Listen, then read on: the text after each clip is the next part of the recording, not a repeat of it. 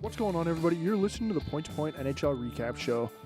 I'm Pascal Pryor, joined by Mark Haverlack, and today we're doing a little bit of a fun episode. Just a few days ago, the rosters came out for the Four Nations Cup tournament, so we're sort of going to be reviewing those. But before we get into that, there's sort of some breaking news here as we're sitting down to record. Mark, Jacob Trouba of the New York Rangers, captain of the New York Rangers, should I say, it looks like he might be getting traded here within the next couple hours or might be getting put on waivers, so that's sort of a story that's breaking right now as we're recording. What do you think about sort of hearing that, though, as we I mean, it's not really a huge surprise considering like the news that came out that they were kind of shopping some players, and Kreider and Trouba were involved in that. I guess maybe there's just been a lot more talk with teams on what potentially they would want for Trouba.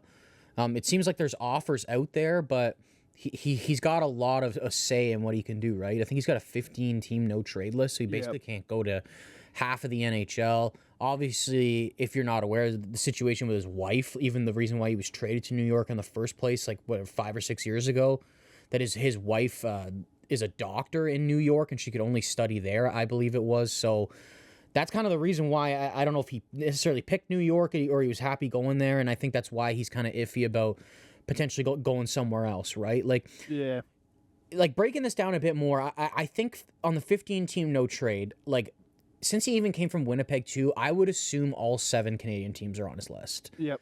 To be completely honest with you, I don't know about the rest. Obviously, since it's in the States, it's where maybe he doesn't want to go super far, so maybe like the California teams are there too, maybe even like Dallas and like the Florida teams. I don't really know, right? It's really going to depend. But where do you see him potentially going? Like, I have a couple like spots in my head that I think that are probably not on his list and they can trade him to. But it seems like Elliot Friedman said that he was given some options yesterday and he was kind of told to like sleep on it and see what he wants to do.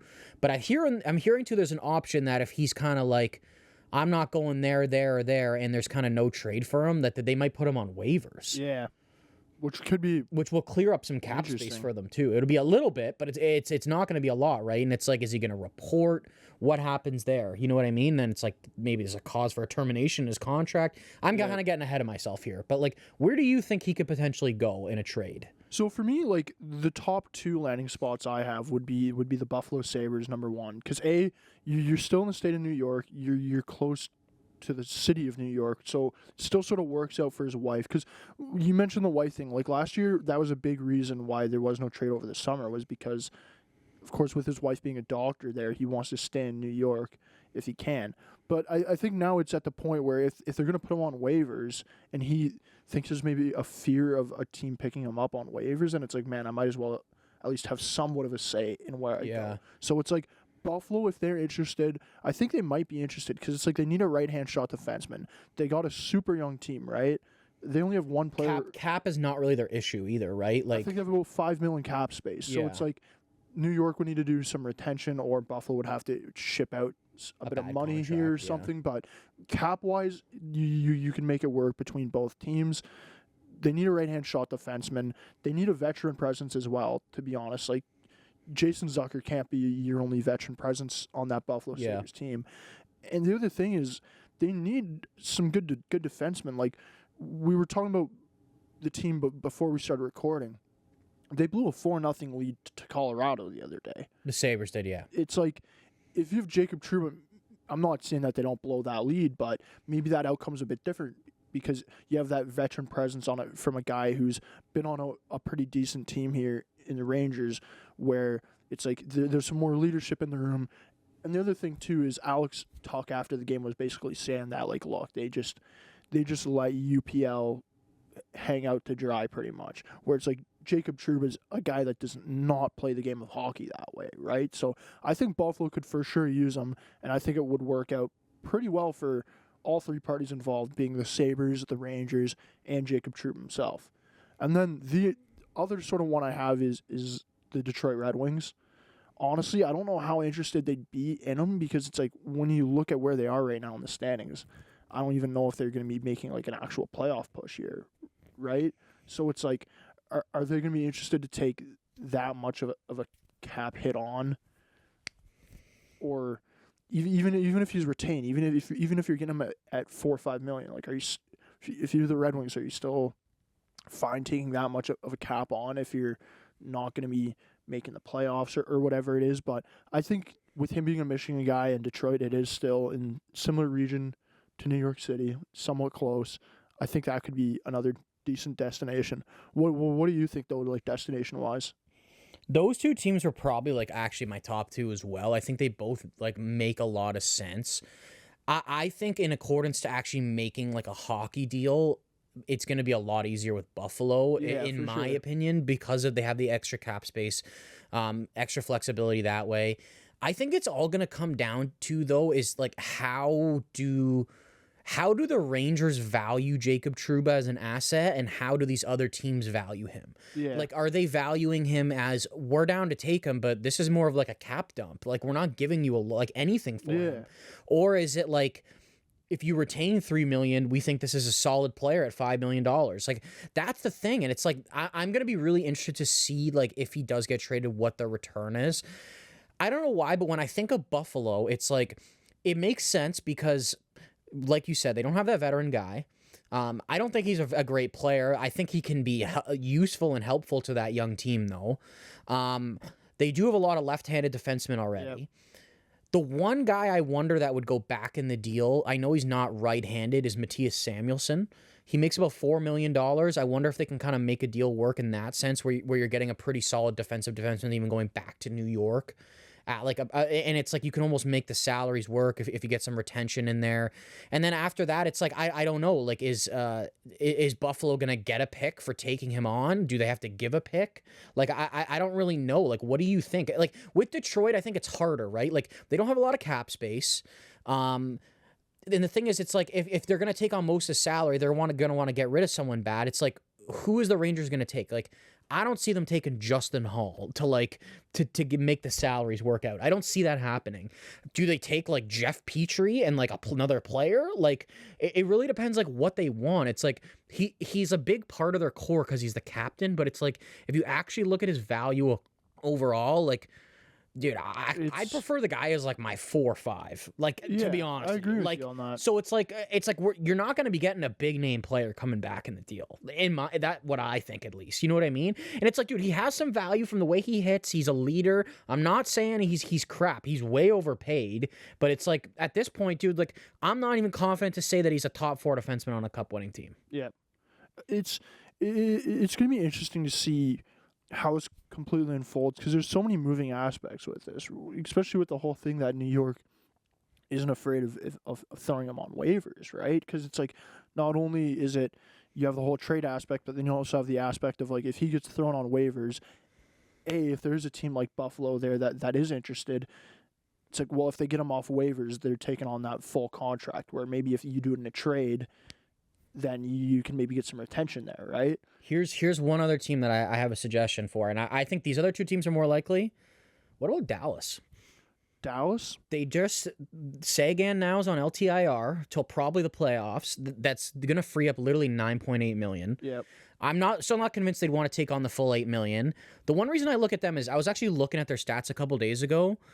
Heiskanen, Lindell, and Harley play way more than any other D on that team. Oh, yeah.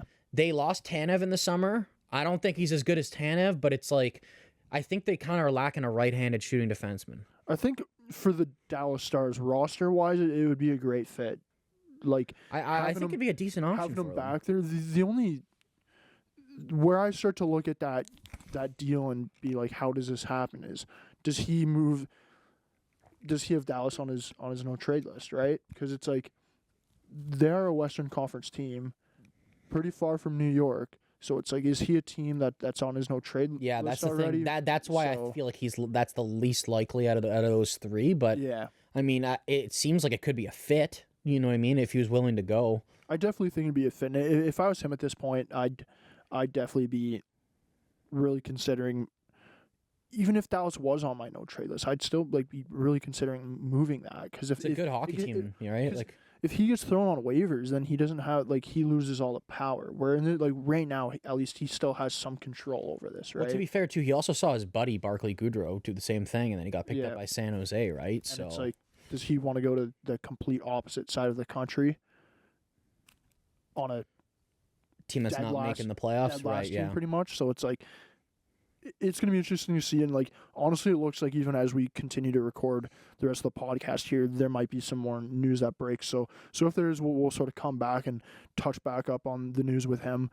Let's get into the big news though for this episode. It's the Four Nations Cup roster announcements. Oh yeah. All 4 teams had their rosters announced over this past week. Honestly, there was some interesting picks and sort of decisions from each team. Let's start off though with Canada and get right into it. So they have 13 forwards, 7 defensemen, 3 goalies. Every team has that. Sam Bennett from the Florida Panthers, Anthony Cirelli from the Tampa Bay Lightning, Sidney Crosby from the Pittsburgh Penguins, Brandon Hagel from the Tampa Bay Lightning, Seth Jarvis from the Carolina Hurricanes, Travis Konechny from the Philadelphia Flyers, Nathan McKinnon from the Colorado Avalanche, Brad Marchand from the Boston Bruins, Mitch Marner from the Toronto Maple Leafs, Connor McDavid from the Edmonton Oilers, Braden Point from the Tampa Bay Lightning, Sam Reinhart from the Florida Panthers, Mark Stone from the Vegas Golden Knights. That's your 13 forwards. The 7 defensemen, Cale Makar, Colorado, Josh Morrissey, Winnipeg, Colton Parayko, St. Louis, Alex Pietrangelo, Vegas Golden Knights, Travis Sanheim, Philadelphia, Shea Theodore, Vegas, and Devon Toews, Colorado. And then the 3 goalies, Jordan Binnington, St. Louis, no surprise there. Aiden Hill, Vegas, no surprise there. Sam Montembeault from your Montreal Canadiens. I know you were hyping that guy up a fair bit, and he ended up making the roster. Just to start off, Mark, what are the surprises here what are the surprising names on this team for you? There's a couple, dude. I mean, like, obviously, like with a country like Canada, like there's so many good options, right? And it's like, I feel like either way, you're gonna feel like maybe this guy got snubbed or this guy should have made it. A couple guys that I think were pretty surprising. Cirelli, I think a little bit of a surprise. I mean, he is having a great year this year. He's always been a super reliable two-way player. Yeah. I wonder if this kind of has to do with his hot start and like his coach being the coach of this team. He's a bit surprising. Honestly, good for him to make the team. Seth Jarvis was a big surprise for me. I think he's a very solid player, to be quite honest, and he's got a really bright future. I don't know if he's kind of brought in more as that like 13 forward like energy guy, to be quite honest with you. From the roster. Not saying he can't be effective, but like it's definitely a surprise for me. Back end Travis Sanheim. I think that's the one pick with Jarvis that really confuses me the most. I don't really get why he's on the team. I think he's a good player, he's having a good season, but I do think there were like a bunch of different options they could have gone with that are probably better. Parayko, I feel like a couple of months ago I didn't really consider him, but he's having a pretty good year. He's a solid defenseman. I would prefer him to be more the 7th D, and I think he's kind of slotting in as that number 6. Yeah. But I don't mind him at all, and I mean his GM is the GM of the team, so I mean that's probably a big reason why he's there. And to be honest with you, as much as I hyped him up, I'm a bit shocked Sam Montembeault's on the team, to be honest with you. I thought the way Logan Thompson was playing this year that he was going to get the spot. I will say, though, I think Montembeault like has outperformed Binnington and Hill this year. I don't think that he's going to get the start, though, to be honest with you. But I'm surprised. I'm pretty surprised Logan Thompson didn't make the team. But honestly, like I said, I like Montembeault a lot. I think if he was on a better team, I think he'd have better stats.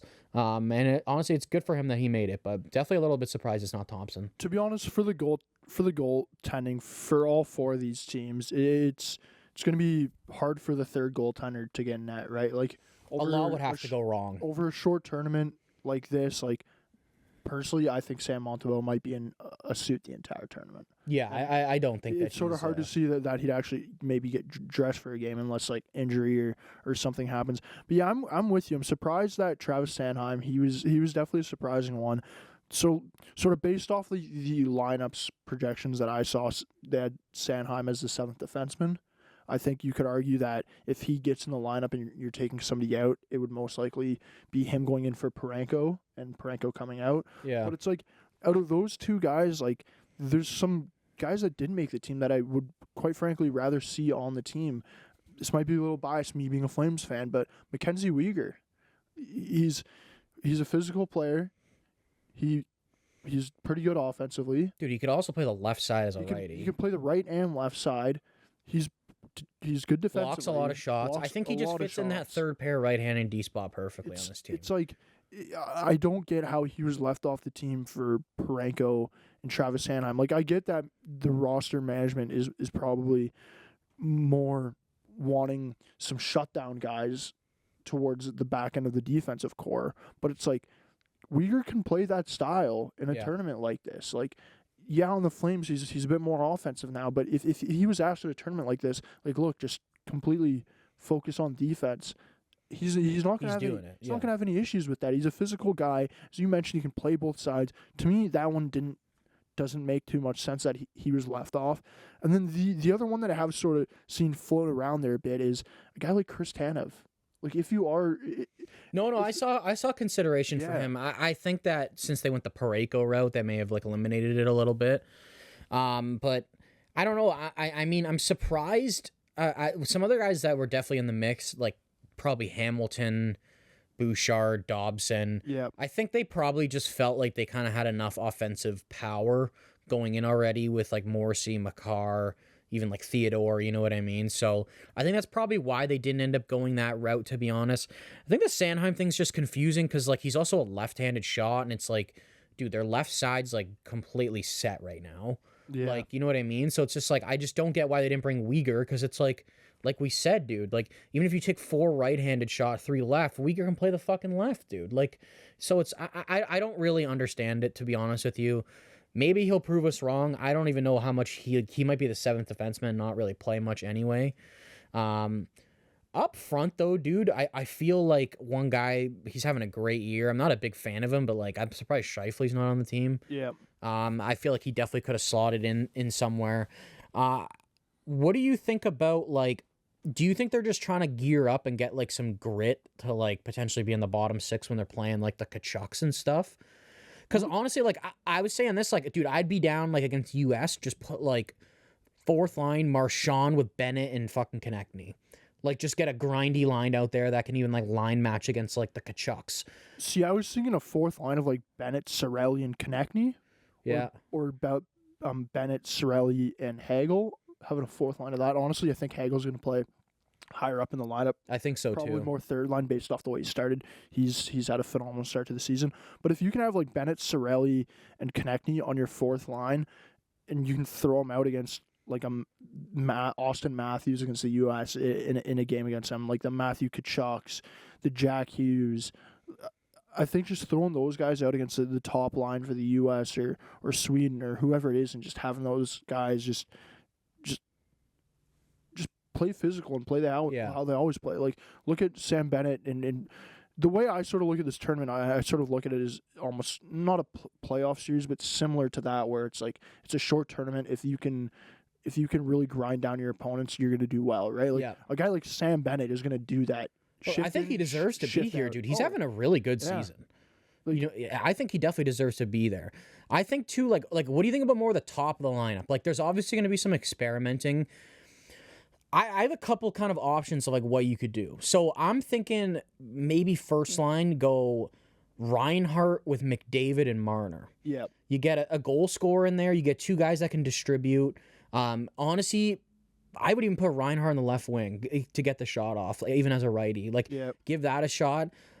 Okay, the second line, you might think I'm a bit nuts. I would not do Marchand with Crosby and McKinnon. I don't really think there's, like, a bona fide goal scorer there. You could do, what about Crosby with McKinnon and Point? You get Point, who can play at a high speed with McKinnon. He's also a finisher. Then you kind of have Crosby, who's grinding out. You know what I mean? I don't mind that. The only thing is, I'd rather have a 3rd line of Point and Hagel playing together. Because Point and Hagel... That was my other thing. Together, do you right? think so they're going to do Hagel with Cirelli and Point, a whole Tampa line? I don't think they'll do that because I think Cirelli's more on the team to have that 4th line role. But I think having Point as your 3rd line center and then having Hagel on his wing, that's going to be a great line. The other thing too is if you do move Point to the wing, then you're sort of losing your center depth a little bit. But to be honest with you, I think he's probably playing the wing. I think Point is? Yeah. I think that with the amount of centers and how fast he is, And I think there's probably a good chance he's playing the wing at some point. So if he's playing the wing at points, who do you think the third line center is on this team? Well, do you think there's a possibility they even split up McKinnon and Sid and go like McDavid, McKinnon, Sid? No. When you want the best players playing with the best players, and it's like I think you have to have Sid McKinnon. Like that first line, that's the first line without a doubt. But I'm not even convinced the whole tournament like Bennett and Cirelli are playing together. Like I could see them both centering a line. Even put Bennett as a 3C. I know ideally for like it's not like a top end talent for center depth, but it's like, dude, he plays 2C where he's at now. Like why can't he play 3C, especially with good players around him? Like yeah, I don't know. I think they're definitely going to experiment with that. I don't think that Point's like not going to play center at all, but I just think he's a pretty prime candidate for the wing. One other thing I was thinking of, dude, is like, even I was talking about that first line with Reinhart and McDavid. I feel like another thing would be you could put Point with McDavid, being how fast it is, and because McDavid is so well with Hyman, why don't you try him with Hagel?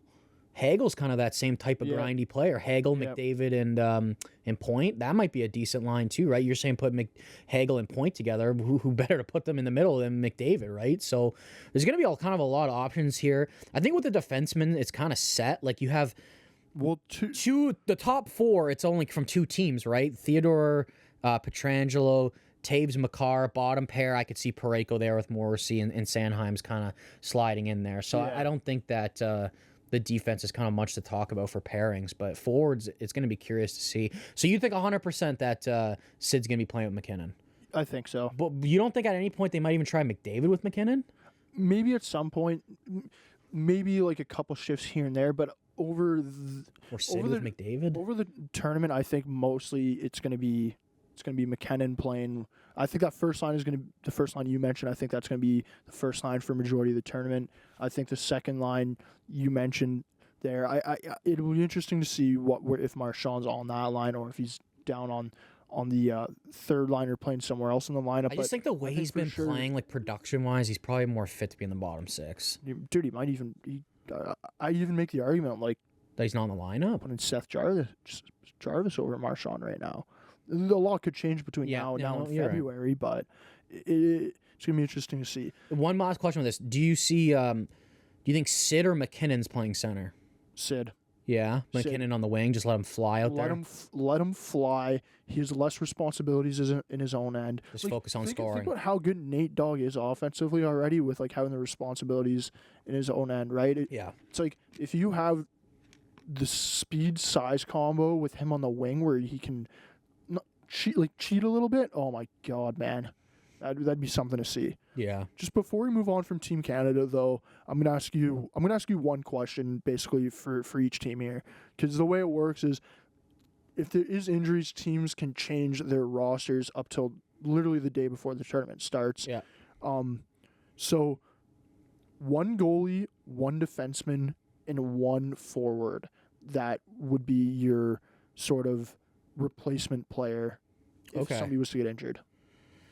In net, I would do probably Thompson. Okay. On defense, we obviously talked. I think Uyghur would be a great person to slide in that spot. And up front, I feel like it would depend who got hurt. Yeah. And it's like because the way they're kind of constructing this like an actual team. I feel like it's just with higher talent.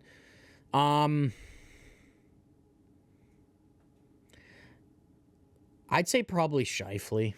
I agree with you. To be honest. And honestly, a little bit biased. I think if like another guy got hurt, I'd consider Suzuki. To be honest, especially playing like in the bottom six, I think he could be effective. But I think Scheifele up front. Yeah, I agree with you on all three there. Let's move down to the country down south. It's the United States. Honestly, dude, on paper, this team looks pretty nasty. Cooking, dude. So the forwards are Matt Boldy, Kyle Connor, Jack Eichel, Jake Gensel, Jack Hughes, Chris Kreider, Dylan Larkin, Austin Matthews, JT Miller, Brock Nelson, Brady and Matthew Tkachuk, and then Vincent Trocheck to wrap up the forward group. The defensemen, Brock Faber, Adam Fox, Noah Hannafin, Quinn Hughes, Charlie McAvoy, Jacob Slavin, Zach Werenski, and finally the goalies you have Connor Hellebuck, Jake Ottinger, and Jeremy Swayman. to start off, Mark, any surprises here for you? A couple. I don't think there's any, or they're as shocking of a surprise as maybe the ones Canada took. Yep. Goaltenders, I think all three of those guys were kind of on my radar to make the team. The only other guy that would really be in consideration is Demko, who obviously hasn't played, so it makes sense why they didn't take him. On defense, 6 of the 7 guys I had there. The only guy I did not was Noah Hannafin. I don't think it's a bad pick. I think him coming off. No, he didn't win the cup. But I mean, he's been a pretty solid player, right? Yeah, and even since he went over to Vegas, he's been pretty good. The one guy I had instead of him was John Carlson. I thought he probably could have been there as more of a veteran guy. I don't really think Hannafin's a bad pick, though, to be honest with you. So that's not really a huge concern for me. They've got a really solid decor as it is anyway. Up front, I mean, a couple surprises, to be quite honest with you. A little bit surprised Kreider's there. Not that he's bad. He's not really having a great start to the season. Trocheck was a little bit of a surprise, but I mean, he was kind of one of my guys that was just not making it. He's pretty versatile, great on draws. I kind of see him fitting in as a 4C. Not really having a great year, though, compared to last year. Then the last guy I was pretty surprised about, who is a really good player, is Brock Nelson. Obviously, we talked about him on the podcast with potential trades that could be happening this year. Very good, very consistent player. I just think that they're a very deep team, right, with the options that they have. I guess that's why I'm a little bit more surprised that he's there.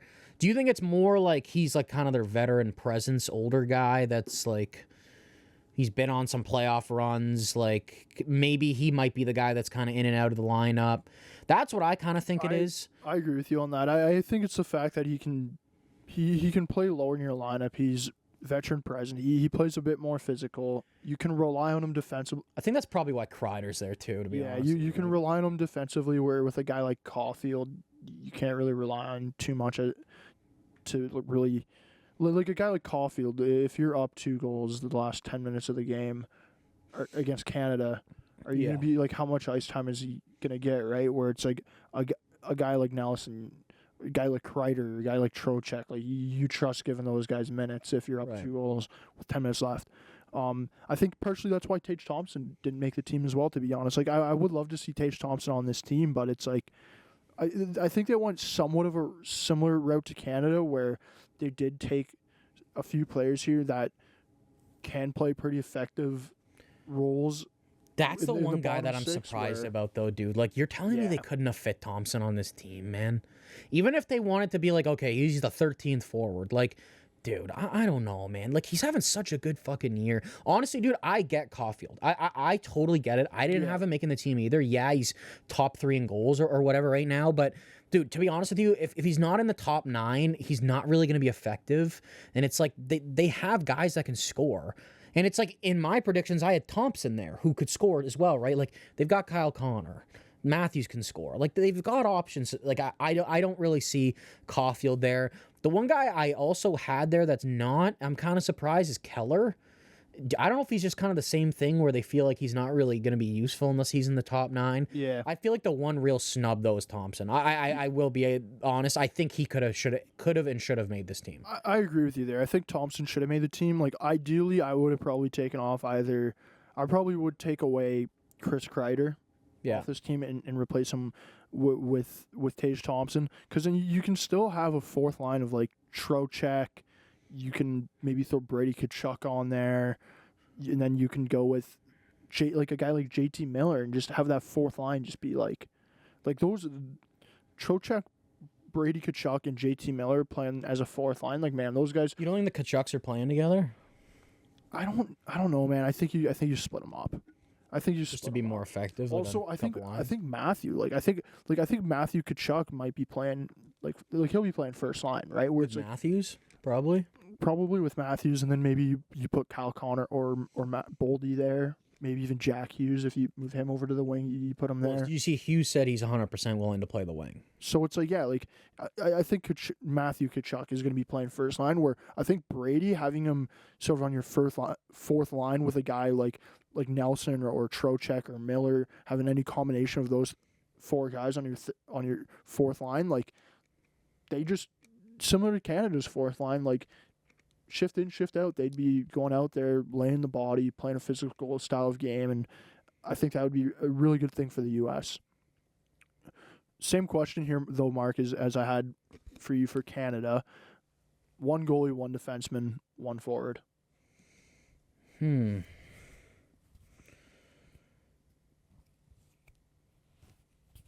I mean, in net, if he's back, Demko. If he's not back, is it crazy to say I'd take like Stolarz with how good he's been playing this year? Not really. The guys I was thinking of was either him or Decord. I was just going to Decord too, and like how funny would it be if Decord, after all like the rumors how Canada were trying to get him to play for us, and then he doesn't have the passport. How funny would it be if we went to the tournament and ends up on the American roster? Yeah, I honestly I think I would take Stolarz to be the third guy. That's a good pick. To be honest with you, the way he's been playing, why not? On defense, probably John Carlson. I think he's got a ton of experience. I kind of thought he was going to be there anyway. He can kind of shut it down defensively when he wants to, but he's obviously relied upon to bring a lot of offense from the back end with the Caps there. And up front, honestly, I would take Tage Thompson. I think that he's kind of really improved his defensive game as well. He's a big body out there. Honestly, I think he's got like 15 goals in like 22 games this year. He's been hurt for a little bit, and he's still scoring at an insane pace. So I think those would be my 3 guys. I agree with you there. I agree. I like those. I didn't know if the Stolarz thing was kind of out of left field, but it's like, man, you just need a goalie to be good for a short stint. And he's also been a backup his entire career, so it's like in a situation where he'd even be playing, he's kind of almost coming in as that backup from that backup role, right? So, I mean, I think it'd be a pretty decent situation for him to be in. Let's move overseas now and talk about Team Finland. Starts off on the forwards with Sebastian Aho. You got Joel Armia, Alexander Barkov, Michael Grenland, Eric Halla, Rope Hintz, Capo Kakko, Patrick Laine, Arturi Lehkonen, Anton Lundell, Eetu Listerainen, Mikko Rantanen, Teuvo Teravainen. The defensemen, Jani Hakanpää, Miro Heiskanen, Esa Lundell, Olli Mata, Nico Mikkola, Rasmus Ristolainen, and Juuso Välimäki. And then the goalies are Kevin Lankinen, Ukko-Pekka Luukkonen, and Jussi Soros. First of all, I don't know how I got through that without absolutely butchering a name. Yeah, good job. But how do you think about that roster? I think on paper, this is definitely the worst roster. Yeah. I would say for sure. They've definitely got some top end talent, but I think this is actually, like, when you look at it, it's like this is legitimately built more like a legit NHL team. Oh yeah. Like once you go down the lineup, you actually have guys that usually play down in the lineup are actually going to be there. The one thing that concerns me about this team the most, I think, is that, dude, Heiskanen and Lindell are going to have to carry the fucking load back there. Yep. Like, they're going to be playing half the game. Yep. Because after that, to be honest, the rest of their D-core, I think most of those guys are actually at least average or good defensively. Most of them. And it's like, if they're going to be playing more of a shutdown style, it can work with those guys. The problem is, dude, is like, I think this team is going to have so much trouble, like, getting the puck out of their zone and, like, without turning it over. It's going to be, like, flipping off the glass and shit. They don't really have anyone besides Heiskanen who can move the puck. You can maybe Ristolainen a bit. But yeah, but not a whole lot, though, right? Yeah. Like, he will probably be in the top 4. I will say, like, Heiskanen and Lindell, like, actually playing together in Dallas is going to be a huge benefit that they're kind of just going to carry this over. That's the one thing that concerns me the most. The good thing is that you've got Saros and Net, who can steal games. I really like Luukkonen as well. I mean, he's not going to be the starter, but it's like if he's called upon, I think he can do a pretty good job. Yep. Up front, it's built like an NHL team. You have guys down the lineup that are actually third and fourth liners for sure. I don't really have like any like quote unquote like snub for this team.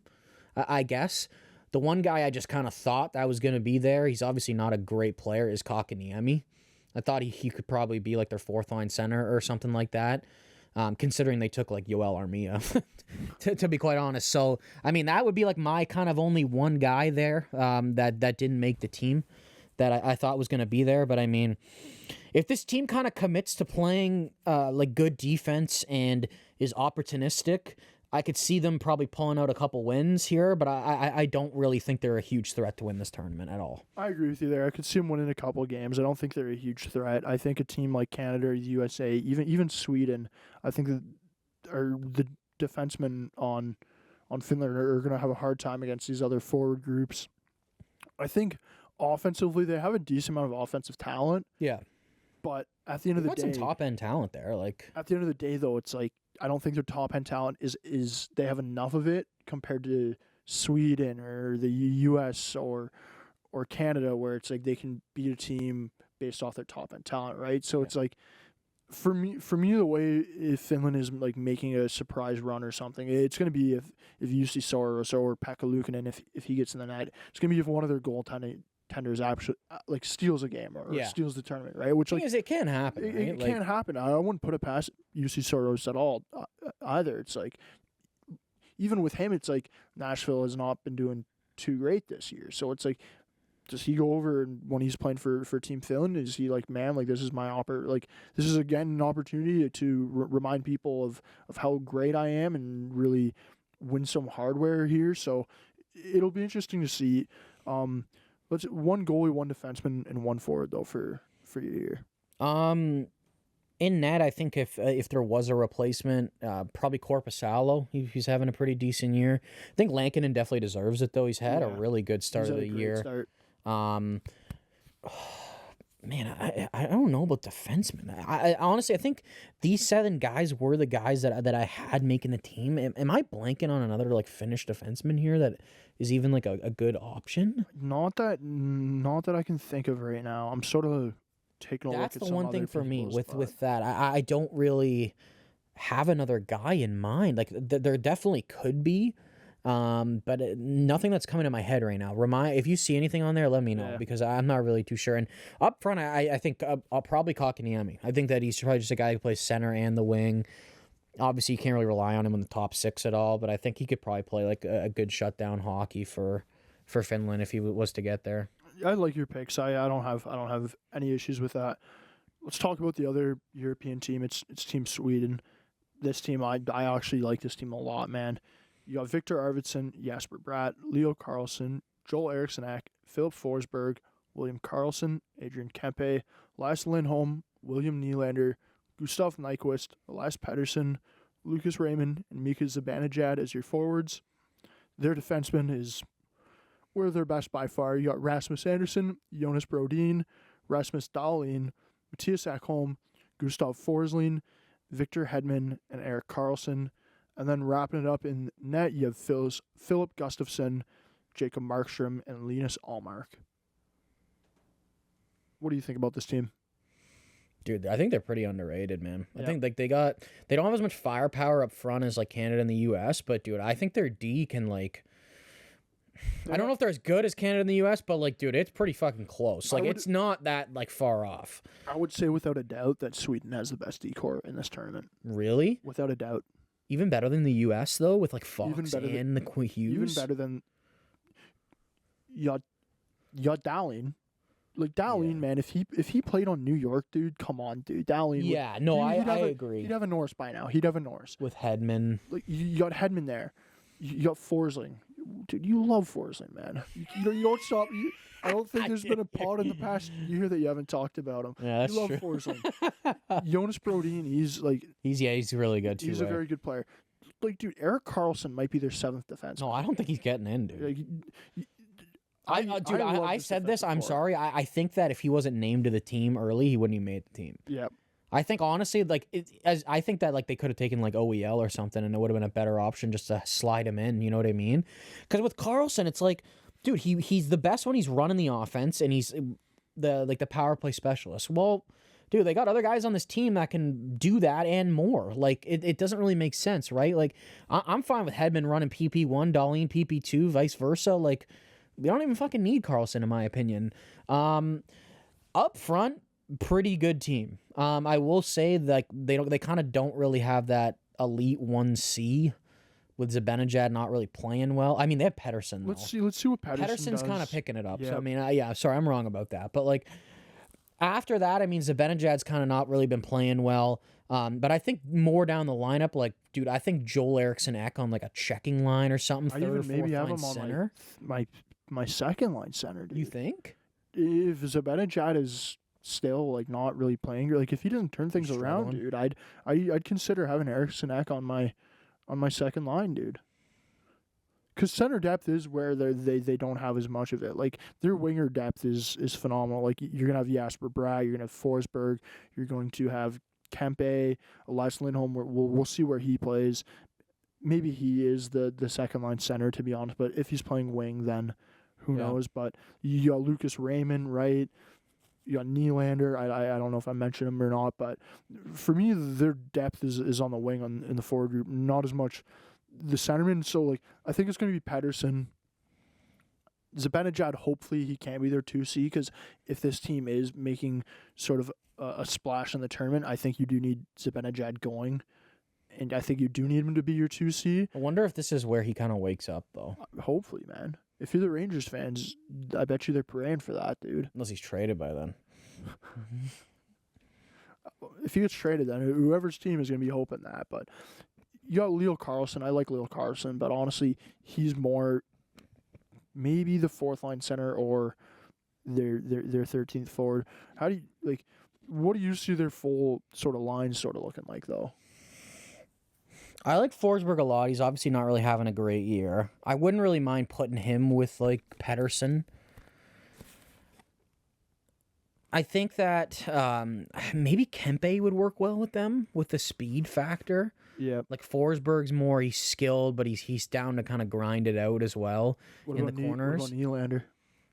That would be a good option too. The one thing I worry about though is comparing like to the Canada and US. It's like just if you're gonna load a line, comparing to like kind of spreading it out a little bit. I mean, Nylander, I just don't know if I want Nylander and Pettersson together because it just like kind of takes down the depth. But it's like, also, do you want to just load up and be able to score with them? Like, I mean, I see both options here, right? For me, their top six. I don't know what the like lines are going to look like, but for me, their top six is going to be some sort of a mix of Jasper Bratt, Philip Forsberg, William Karlsson. Sorry, not William Karlsson.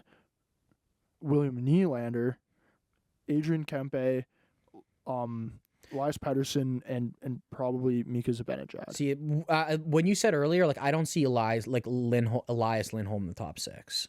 I because you said, I might see him as second line center. I don't really see that, dude. I think they're going Zibanejad. I think they may even go Eriksson Ek over. Like I personally think Lindholm is probably playing the wing.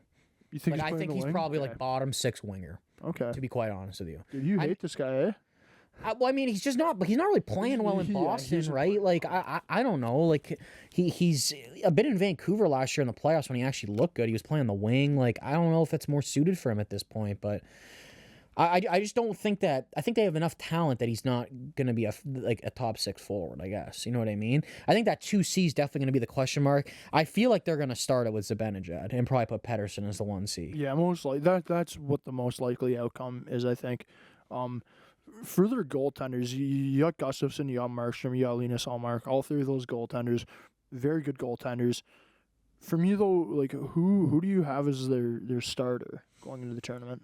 I mean, I think based off recency bias, I'd be pretty comfortable throwing Gustafsson in there. Like I think people forget like the year Ullmark won the Vezina, like he was great as well. Like he had like a 920 something save percentage, a little bit of a down year last year, but I mean he's a really solid goalie overall. Who would you start? And I guess my next question would be, who would you be putting in the rafters in a suit out of those three goalies? So for me, as of right now, I'm putting Ullmark up in the suit. Yeah, just because the way he's been playing. The way he's been playing, when you talk about his Vezina season too, like he did have a very good Vezina season, but outside of that season, can you make the argument that he's been an elite goaltender?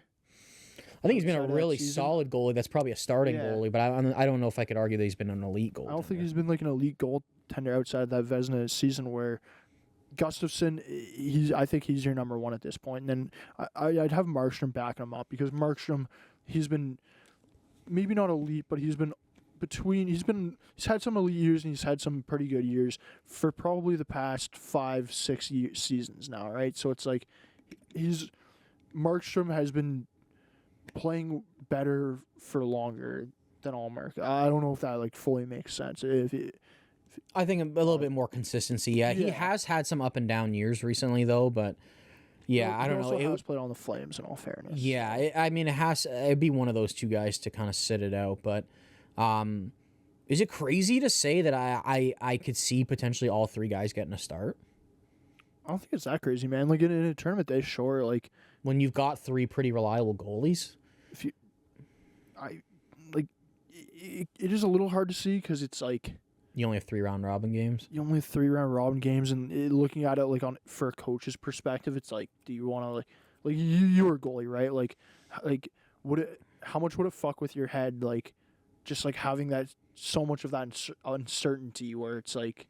Not only is it you I will say though, like I get that, but there's also a lot of uncertainty to even if you are the guy. Like if you make one mistake, almost it's like you're out. So it's like I feel like there's kind of there's going to be pressure either way, and it's just more or less like how you're going to deal with it. For me, I guess the way I'm looking at it is like it's like for playoffs, right? It's Bobrovsky and Spencer Knight. Like it's one other guy. It's. If you're not in the net, it's because that guy's in the net. Where it's like, in this tournament, it's like if you're not in the net, it could be because Allmark or Markstrom's in the net, right? It's like adding that whole extra person in there, I guess, which is why I would sort of feel like it would fuck with my head if I was a goalie. But hey, I wasn't the goalie. You were the goalie, so let's hear one goalie, one defenseman, and one forward for this team. Okay. I got 2 forwards if you don't mind for this one. That's fair. So in net, I think there's a bit of a drop-off after these 3 guys. But one guy I wouldn't mind filling in is probably Anton Forsberg with this other Sens goalie. Yep. He's a pretty solid, reliable backup, kind of same situation. Definitely not as good as Stolarz, but you know what I mean? That backup guy coming in, that's what he's been mostly relied upon his whole career. Defenseman. One guy I think kind of got snubbed here a little bit is Hampus Lindholm. Yep. I think he's having a pretty good year. He's been a pretty good, honestly, reliable two-way defenseman his whole career, and especially since he's been in Boston. I think he probably honestly would have made this team over Karlsson if they didn't announce him right away. Up front, I have 2 guys, like I said here. One, kind of surprised he didn't make the team, William Eklund. San Jose Sharks. I agree with you on that one, dude. That's one guy I'm surprised didn't make the team. Another guy I didn't surprised didn't make the team, Rickard Rakell. Guy's had more points than Sid for like half the year. Why is he not on this team? I honestly, dude, as good of a season he had last year, I wouldn't have taken Gustav Nyquist. He's not having a good year. I don't know if last year was a fluke. I'm not that comfortable taking him. To be honest with you, too, I like Victor Arvidsson. He's been going downhill, though. Yes, I would prefer Eklund and Rakell over Arvidsson and Nyquist right now. Again, I wonder if part of that decision is that Nyquist and Arvidsson, they're a bit more veteran players. See, but here's the thing, though. Sweden loves taking guys that are in the next generation, and that's why they took Leo Carlsson. Yep. So that's why I'm surprised they didn't take Eklund. Yep. They do this too. World Juniors, they'll take a 17, 16-year-old along with their veteran team because he's kind of the next wave. They want to get him in there for the experience. That was the dude. I thought Eklund was a shoo-in on this team. Like I pretty much had him third line left wing. I would have had him in, to be honest. He's having a good year on not a good team. Like to say he's not playing with good players is false because he's playing with Celebrini and stuff. But like, imagine he's playing with guys that are potentially even more talented than that. Right? Imagine if he's on a third line with like Kempe and who even knows what Zibanejad is down there. Like, I don't know. Like, you know, like even or like if Eriksson X is center and it's like Eriksson X really reliable like two-way guy, right? So it's like you give Eklund like more leash to like do whatever offensively. Like, dude, it's not even that he's having a good start this year. Like he had 45 points last year. Like he's a good player and he's proved it more than just this season, right? And they were the worst team in the league last year and he was one of their bright spots. You know what I mean? So that is one where I'm like, dude, I like that. I cannot believe. And Rakell, like, dude, I thought I was like rereading it. I'm like, where the fuck is Rakell's name? Like, I don't know, man. He's having a good year. Pittsburgh obviously hasn't a lot of bright spots this year, but he's actually been one of them. Yeah. You know what I mean? So I can't believe he's not on the team. Those would be the 2 guys that I'd be putting in, to be honest. For sure, I think one of those guys is going to get on the team. Like, there's going to be injuries. You think? So do you think? So how many? If you had to do an over-under on how many like guys are going to be swapped out because of injuries at the tournament, what do you think? In total, over 4 teams. Over 4 teams. What would be your over-under? Like, would you say there's at least an average of one guy a team getting out? Like, even if it's not every team? I think more than that, dude. Really? So do you think saying there could be 7 guys swapped in and out, do you think that's unrealistic? I'd say 2 a team, so 8. Really? Yeah. I think that's high. Here's the reason I think that though is that you only have 1 extra defenseman and you have 1 extra forward. It's not like right, like it's not like the NHL where you have three scratches. You have 1 extra forward, 1 extra defenseman. Well, you do have 3 because of the goalie. I guess the goalie, but usually the goalie, there wouldn't be a third goalie on a roster. Yeah. I get what you're saying. It's like, for me, it's you have one extra defenseman, 1 extra forward. It's not like you can call a guy up mid-tournament either. Like, if a guy goes down, he goes down. It's like, dude, let's say a guy like Jonas Brodin. It's actually a good example. He's having back issues right now. Let's say it's back issues, and it's like his day-to-day. Maybe he can't play game 1, or he can't play game 1. He's going to be questionable for game 2 and 3 in the round robin. If you're Sweden, are you still taking him? Because you know you're not getting him for game 1. Game 2 and 3, he's questionable for return there.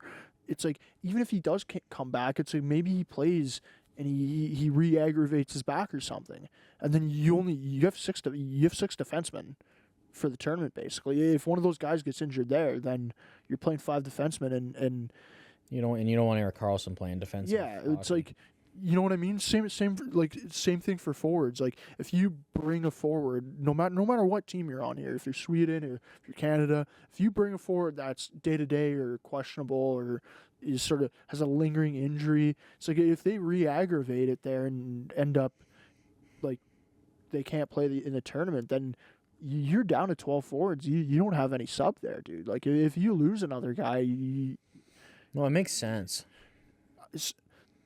I just feel like 8 is a lot, but I mean, like, I don't know. I guess we'll see. I think anywhere between 5 and 8.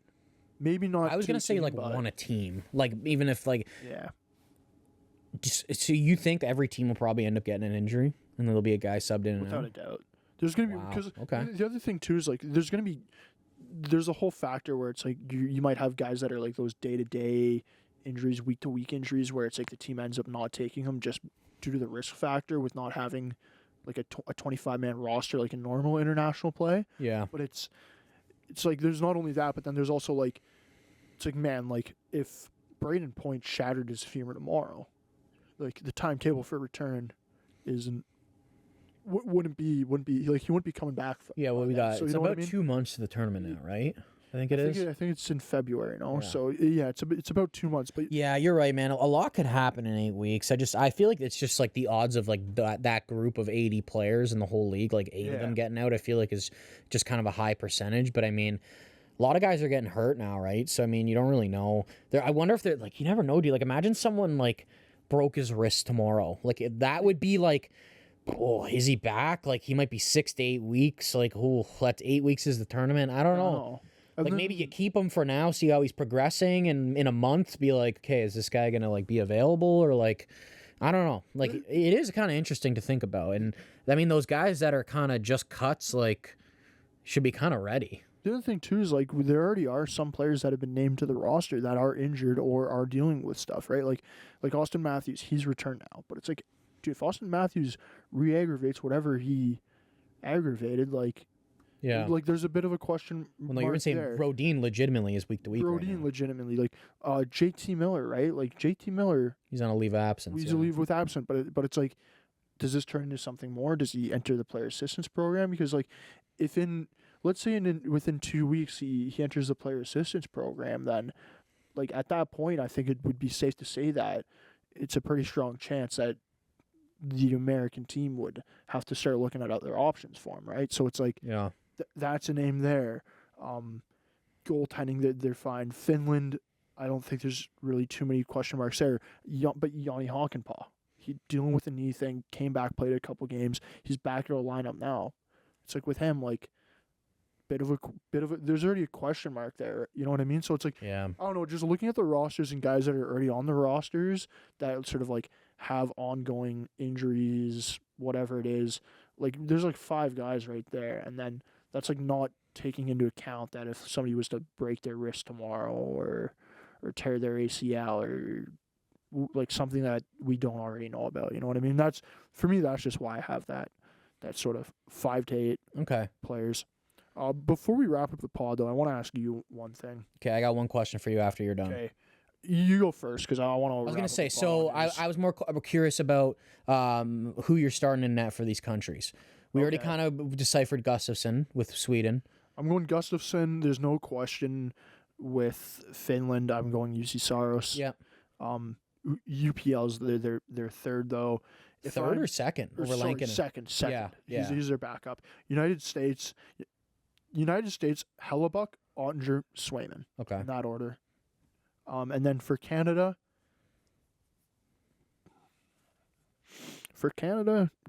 praying to God that Joey Decord gets his passport by the time that Sam Montembeault gets injured. No, I'm joking, but is this more like, would you actually like wait and see who's hot around when the tournament starts? Because like 100%. they kind of have similar like stats right now with Hill and Binnington. I'm talking about 100%, dude. This is why I wanted Logan Thompson on the team. Okay, if it was tomorrow, who would you start, Hill or Binnington? Hill. Yeah, Hill. He's definitely been more consistent recently. I think I'd probably do the same. The other thing too is you got to take into account that 2 of the defensemen playing in front of him are the first pairing for the Vegas Golden Knights, the team he plays for. That's so very it's true. like there's also that little bit of familiarity for him. Okay, what did you have to ask me? I just wanted to ask you this, wrapping up the pod. Best to worst team, just based off their roster. Not think how you'll do it, just based off their roster. Best to worst. Who's your 1? Who's your 4? Best, I think on paper, up and down all 3 positions, I'd go with the U.S. Yep. 2,